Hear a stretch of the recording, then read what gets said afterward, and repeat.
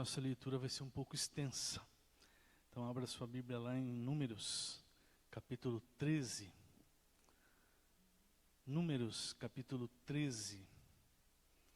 Eu vou ler os versos 1 e 2 e depois vou pular para o verso 25 até o 33.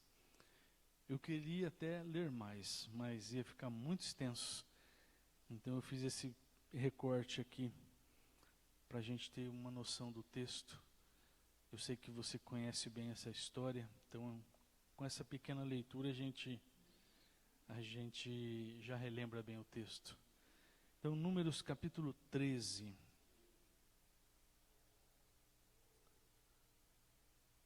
Números 13 diz assim: O Senhor Deus disse a Moisés: mande alguns homens para espionar a terra de Canaã, a terra que eu vou dar aos israelitas.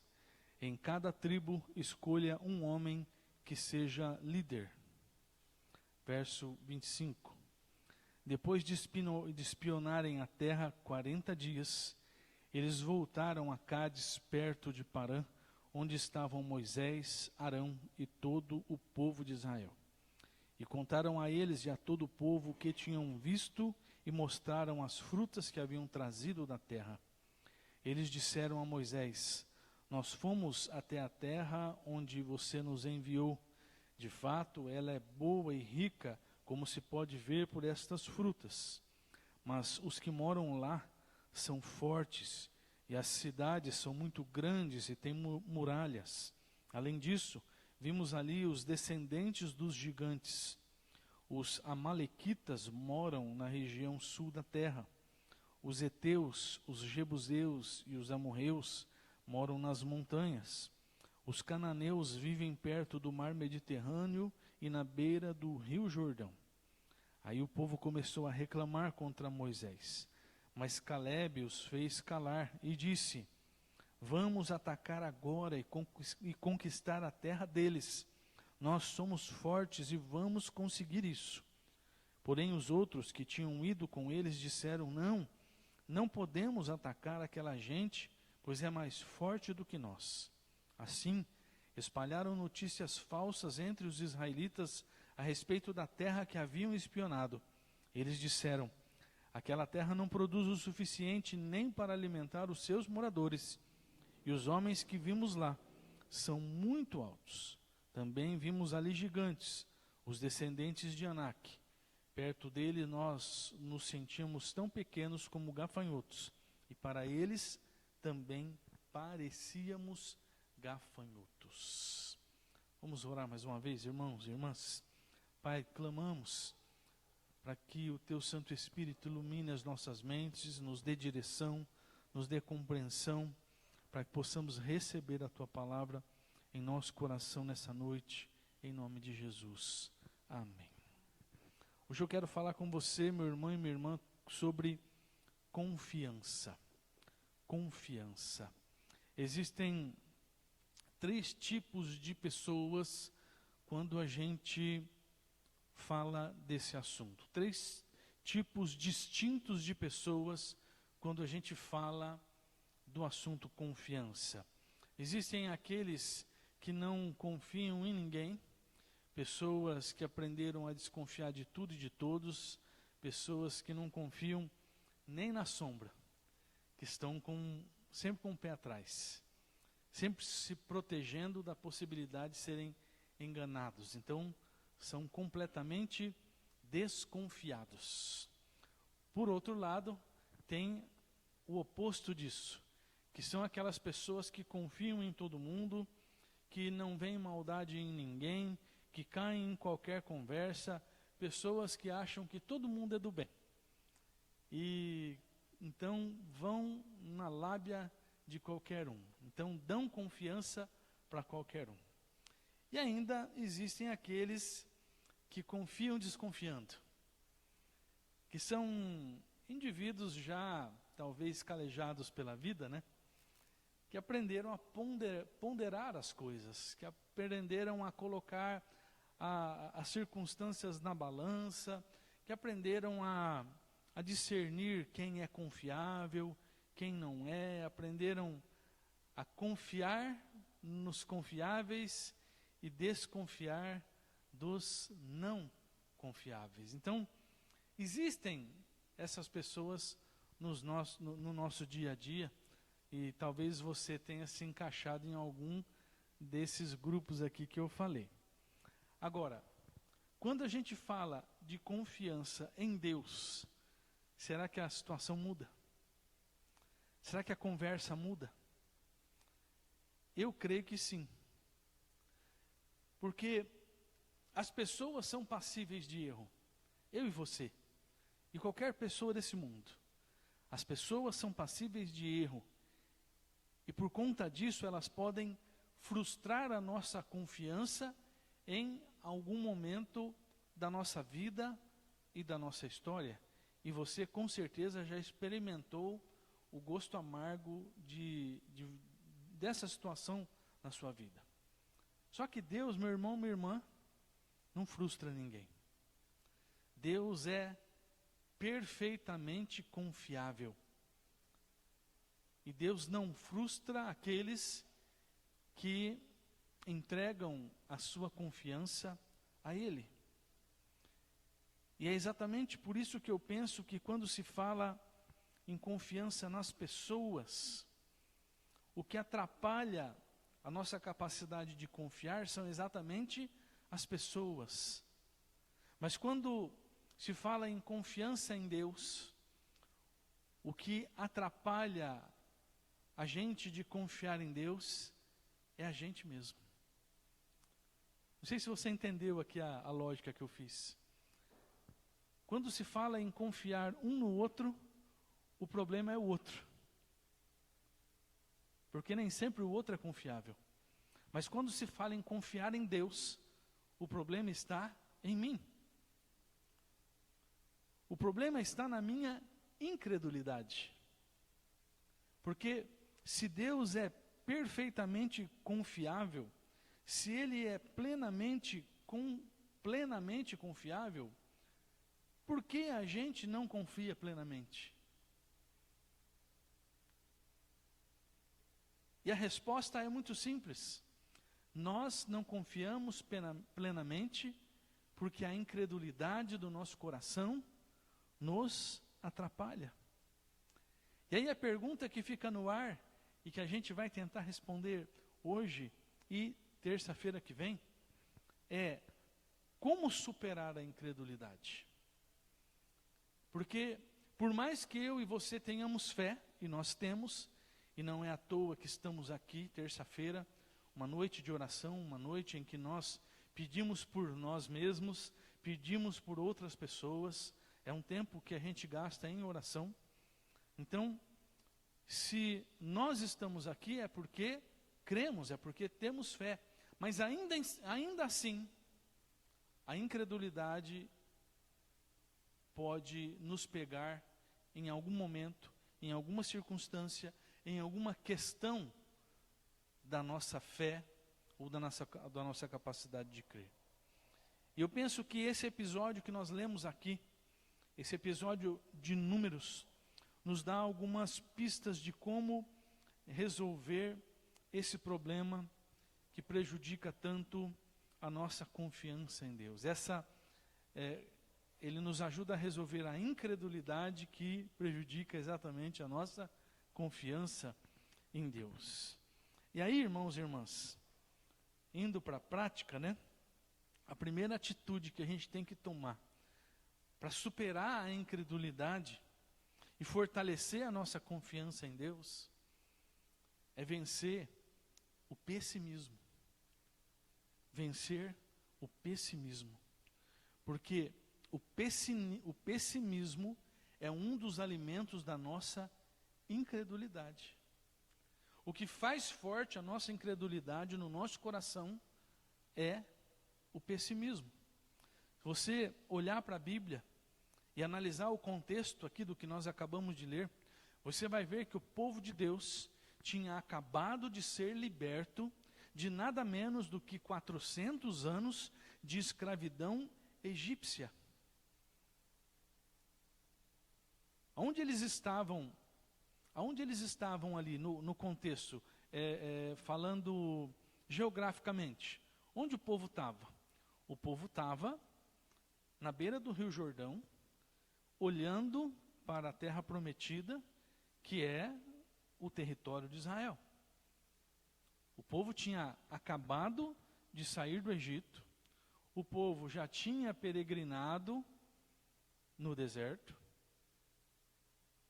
Não, perdão, o povo não tinha peregrinado, não. O povo tinha acabado de sair do Egito, depois dessa situação é que eles foram peregrinar no deserto. Eles tinham saído do Egito, andaram pelo deserto até chegar em Canaã. Mas o que eles deixaram para trás? 400 anos de escravidão.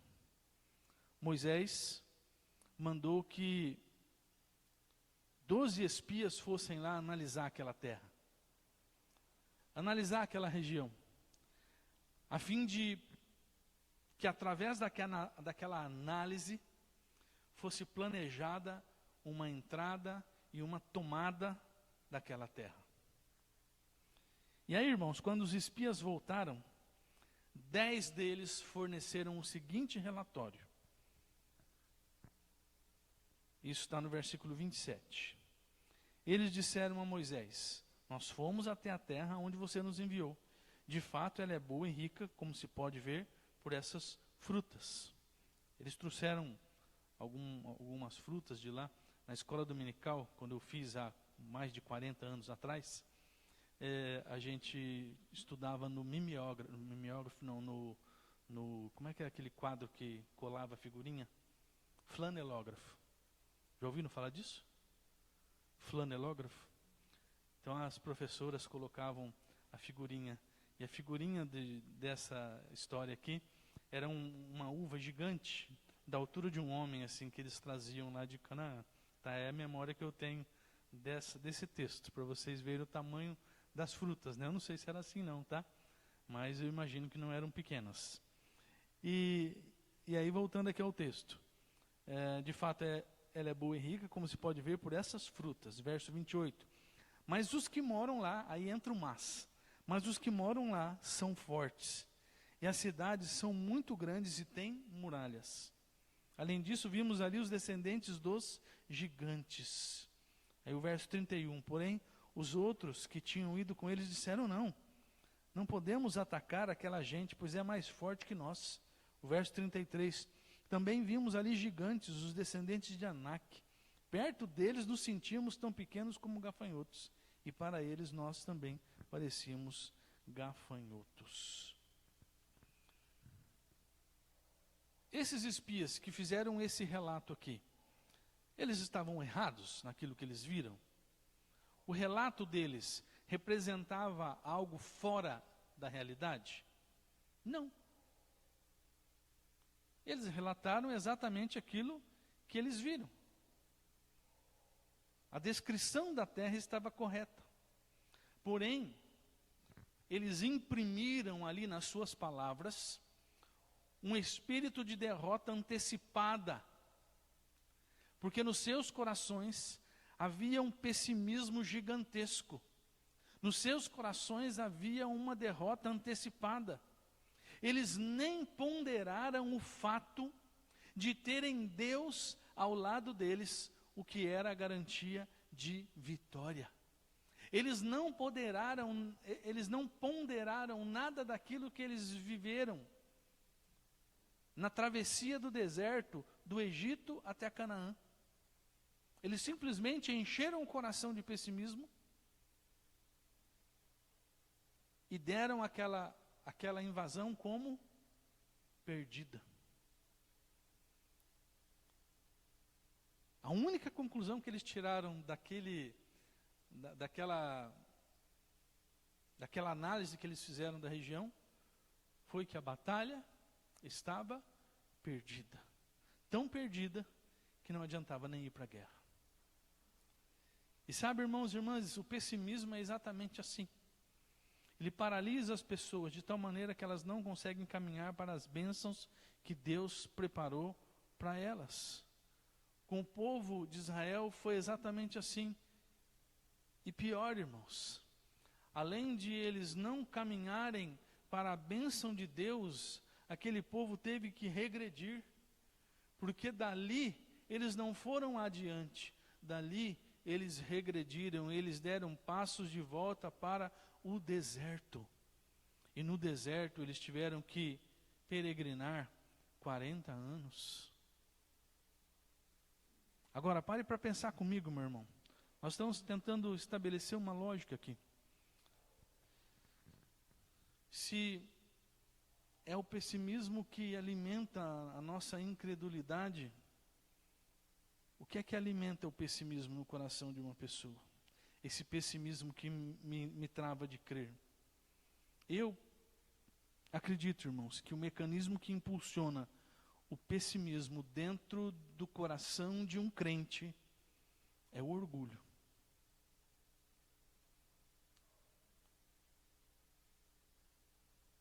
Porque o indivíduo não é pessimista porque ele tem a certeza de que as coisas não vão dar certo.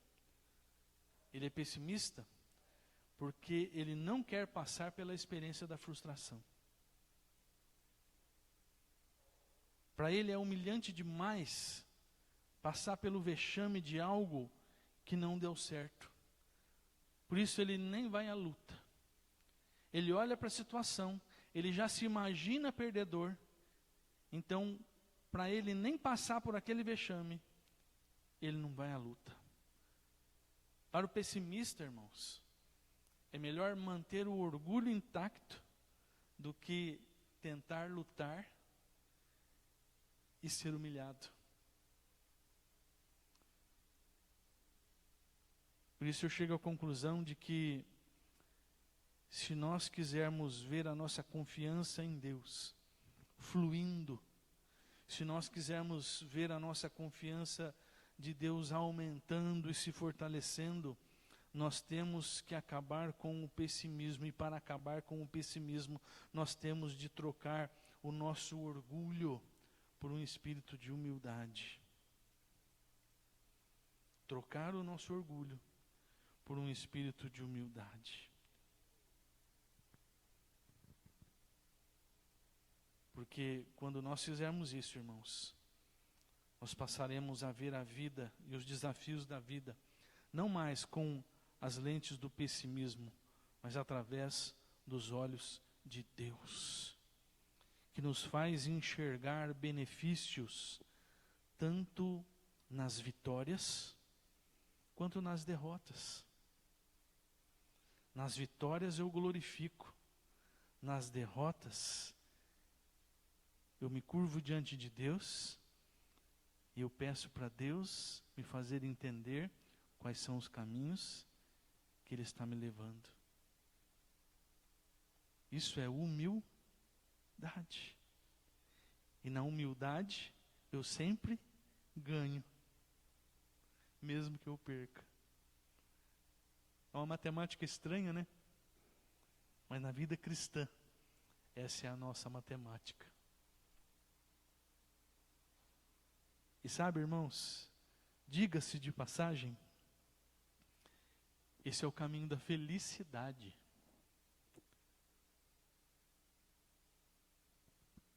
Não um caminho que tenha a felicidade como destino. Eu particularmente não acredito numa felicidade como destino. Eu acredito num caminho que tenha a felicidade como pavimento. Quem já me ouve pregar há tanto tempo sabe que eu vejo isso na palavra de Deus. Que a felicidade não está lá. A felicidade está no caminhar. No desfrutar das bênçãos de Deus a cada dia, seja nas vitórias, seja nas derrotas. Com isso, eu venço o pessimismo, vencendo esse orgulho que eu tenho, me colocando nas mãos de Deus, e a cada dia Deus vai fazendo com que a minha vida prossiga. Quem fez isso, irmão? Quem daquele grupo pensou dessa forma e viveu dessa forma? Você lembra?